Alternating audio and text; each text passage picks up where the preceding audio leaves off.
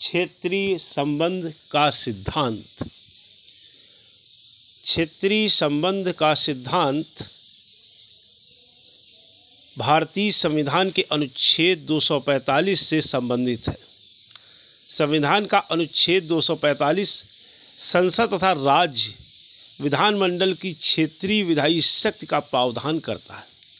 अनुच्छेद 245 का खंड 1 ये प्रावधान करता है कि इस संविधान के अधीन रहते हुए संसद भारत के संपूर्ण राज्य क्षेत्र के लिए या उसके किसी भाग के लिए विधि बना सकती है तथा किसी राज्य का विधानमंडल संपूर्ण राज्य क्षेत्र या उसके किसी भाग के लिए विधि बना सकेगा।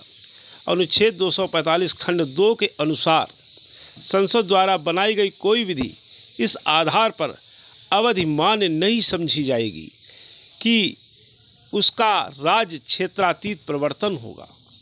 इसका तात्पर्य यह है कि संसद की विधायी शक्ति संपूर्ण देश है तथा राज्य विधान मंडल की विधायी शक्ति का क्षेत्रीय विस्तार संपूर्ण राज्य क्षेत्र है। इस नियम का एक अपवाद है कि राज्य द्वारा बनाई गई विधि भी राज्य क्षेत्र के बाहर के क्षेत्र में लागू हो सकेगी यदि बाहरी क्षेत्र तथा उस विषय वस्तु से कोई संबंध है जिसके ऊपर यह विधि लागू थी। इस सिद्धांत को क्षेत्रीय संबंध का सिद्धांत कहते हैं। इस प्रकार यदि एक राज्य अपने राज्य क्षेत्र के लिए विधि बनाता है परंतु यदि विधि की विषय वस्तु का संबंध अन्य क्षेत्रों से भी है जो राज्य क्षेत्र के बाहर है तो क्षेत्रीय संपन्नता के सिद्धांत के अंतर्गत वह विधि उस राज्य क्षेत्र के बाहर भी लागू होगी जिसके विधानमंडल द्वारा प्रश्नगत विधि बनाई गई है। इस बिंदु पर बॉम्बे राज्य बनाम RMDCA IR 1957 नामक वाद महत्वपूर्ण है। इस मामले में एक अधिनियम बम्बई राज्य की विधानसभा द्वारा बनाया गया था। इस अधिनियम के अधीन बम्बई राज्य की लॉटरी तथा इनामी विज्ञापनों पर कर लगाने का अधिकार बम्बई राज्य को था।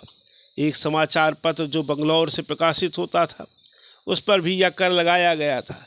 उच्चतम न्यायालय ने कहा कि चूंकि समाचार पत्रों का प्रसारण राज्य में भी था अतः यह कहा जा सकता है कि अधिनियम की विषय वस्तु लॉटरी के विज्ञापन का संबंध बंगलौर से प्रकाशित समाचार पत्र से भी था। अतः समाचार पत्र पर कर लगाने के लिए उचित क्षेत्रीय संबंध विद्यमान था। अतः अधिनियम इस आधार पर असंवैधानिक नहीं होगा कि अधिनियम का संबंध बम्बई राज्य के बाहर बंगलौर से प्रकाशित समाचार पत्र की लॉटरी आज से संबंधित विज्ञापन से था। EV चिनैया बनाम आंध्र प्रदेश राज्य के वाद में उच्चतम न्यायालय ने कहा कि क्षेत्रीय समीप के सिद्धांत को लागू करते समय संविधि के उद्देश्य क्षेत्र एवं प्रभाव को ध्यान में रखा जाना चाहिए। उच्चतम न्यायालय के अनुसार क्षेत्रीय संबंध के सिद्धांत के लागू होने की दो शर्तें हैं। नंबर 1, विषय वस्तु में तथा इस राज्य में जहां अधिनियम लागू होता है वास्तविक संबंध हो, भ्रामक नहीं। दायित्व जो उस अधिनियम के अंतर्गत उत्पन्न होता है उसे संबंध के प्रसंगानुकूल होना चाहिए। ये तथ्य कि किसी मामले में पर्याप्त संबंध है या नहीं प्रत्येक वाद के तथ्य तथा परिस्थितियों पर निर्भर करेगा।